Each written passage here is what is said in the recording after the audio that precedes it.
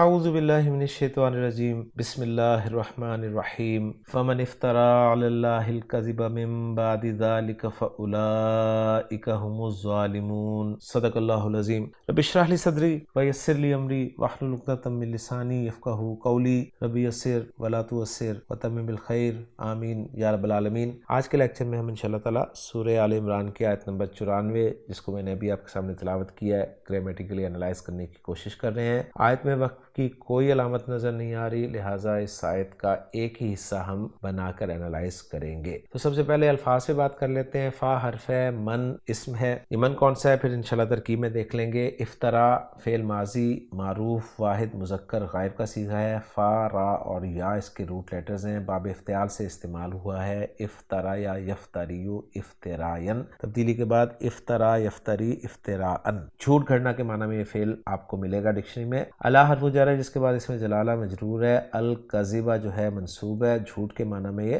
من حرف جر ہے جس کے بعد بعد ظرف ہے اور ظرف بعد کے بعد ذالک اسم اشارہ واحد مذکر بعید کا لگا ہوا ہے، اور واحد اور جمع کے اسم اشارہ مبنی ہوتے ہیں ہم جانتے ہیں۔ فا حرف ہے، اولئکا اسم اشارہ جمع مذکر مؤنث دونوں کے لیے استعمال ہوتا ہے، بعید کا اشارہ یہ بھی۔ ہم جو ہے ضمیر مرفوع منفصل ہے، جمع مذکر غائب کی، اور الظالمون جو ہے الظالم کی جمع ہے۔ الفاظ پہ بات مکمل ہو گئی ہے، اب ہم چلتے ہیں ترکیب کی طرف۔ فا کو ہم استنافیہ مان لیتے ہیں کیونکہ ہمارا آج کا نیا جملہ ہے۔ من جو ہے یہ شرطیہ ہے، لہٰذا اس کو ہم مبتدا مانیں گے، اور شرط والا حصہ جو ہے اپنے جواب و شرط والے حصے سے مل کر پھر خبر بن جائے گا اس من شرطیہ مبتدا کے لیے۔ اب شرط والا حصہ جو ہے میں انالائز کرنے لگا ہوں، وہ ہے افترا علی اللہ الکذب من بعد ذالک۔ افترا فعل با فاعل ہوا، ضمیر مرفوع متصل اس کا فاعل ہے۔ علی اللہ جار مجرور متعلق ہو جائے گا افترا فعل کے، الکذب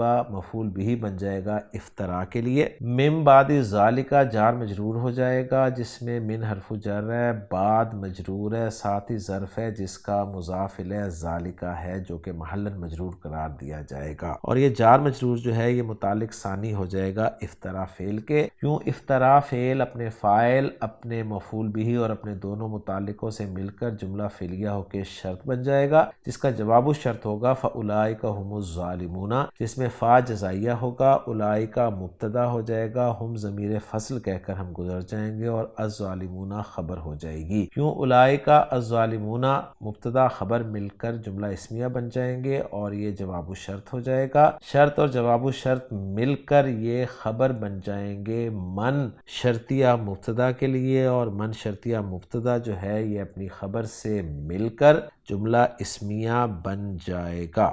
اور فا کو ہم نے مستانفہ مانا ہے تو جملہ اسمیہ مستانفہ ہو جائے گا، اور ترجمہ ہم کرنا چاہیں اس حصے کا تو کچھ یوں ہوگا: پھر جس شخص نے اس کے بعد اللہ پر جھوٹ باندھا تو وہی ظالم ہے۔ ہماری ورکنگ مکمل ہو جاتی ہے۔ محمود صافی صاحب کی ورکنگ کے ساتھ میچ کر لیتے ہیں اس کو۔ محمود صافی صاحب نے 3 جملوں میں اس آیت کو جو ہے وہ انالائز کیا ہے۔ پہلا جملہ من افترا والا، لا محل لا معطوف والا جملہ کل فی السابقہ، یعنی پچھلی آیت میں جو کل والا جملہ ہے اس پہ عطف کیا انہوں نے اسے، اور افترا والا جملہ جو ہے فی محل رفع خبر المبتدا من قرار دیا ہے، اور اولئک والا جملہ جو ہے فی محلی جزم جواب الشرط قرار دیا ہے۔ تو الحمدللہ جی ورکنگ میچ ہوگی ہماری محمود صافی صاحب کی ورکنگ کے ساتھ۔ ترجمہ اس آیت کا دیکھتے چلتے ہیں۔ ترجمہ کچھ یوں کیا گیا ہے: فمن افترا علی اللہ الکذب من بعد ذالک، پھر جس نے اس کے بعد اللہ پر جھوٹ باندھا، فاولئک هم الظالمون، تو وہی ظالم ہیں۔ انشاءاللہ تعالیٰ اگلے لیکچر میں سورہ آل عمران کی اگلی آیت کے ساتھ آپ سے ملاقات ہوگی۔ سبحانک اللہم و بحمدک، اشہد ان لا الہ الا انت، استغفرک و اتوب الیک۔